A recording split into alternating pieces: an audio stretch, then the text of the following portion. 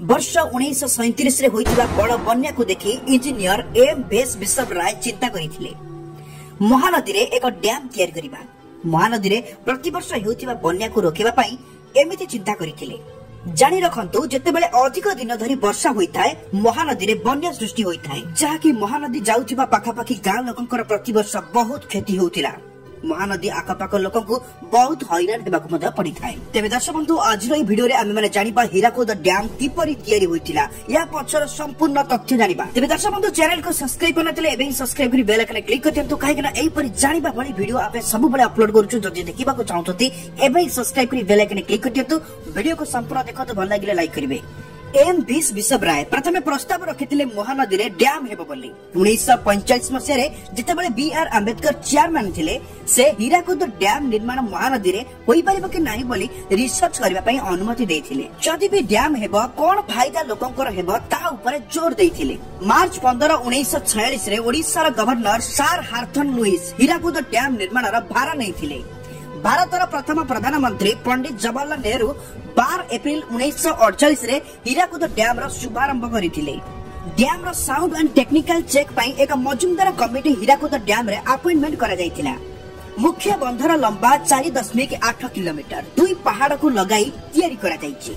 गोटिए पटे लक्ष्मी डुंगुरी आ गोटिए पटे चंडिल डुंगुरी। ओडिसा संबलपुर शहर ठारू मात्र 15 किलोमीटर दूर रहिछि Hirakud dam. Hirakud dam Asia रो लंबा डैम नाम रे मध्य परिचित। एही डैम ओडिसा रो बृहत्तम डैम। एही डैम रो लंबा 4.8 किलोमीटर और यार उच्चता 200 फुट। एही डैम रे समुदाय 98 टी गेट अछि, सेतिरु 64 टी स्विच गेट और 34 टी क्रेस्ट गेट रहिछि। इंटरनेट एवं गवर्नमेंट रिपोर्ट अनुसार हीराकुद डैम एशिया रो सबुठारु बड़ मानव निर्मित डैम बोली कहा जाय। हीराकुद डैम तैयारी करिबार मूल लक्ष्य इलेक्ट्रिक बाहर करिबा और जलसेचन करिबा। पश्चिम ओडिसा रा चाष जमी को जलसेचन करिबा एही डैम रो मूल लक्ष्य थिला। डैम रो जलसेचन रु 1,69,106 हेक्टर रो खरी फसल करा हेउथाय एवं सेही परि 1,08,385 हेक्टर रो रबी फसल करा होइथाय। हीराकुद डैम न हेउ बोली 30,000 रु अधिक कृषक स्ट्राइक करिथिले।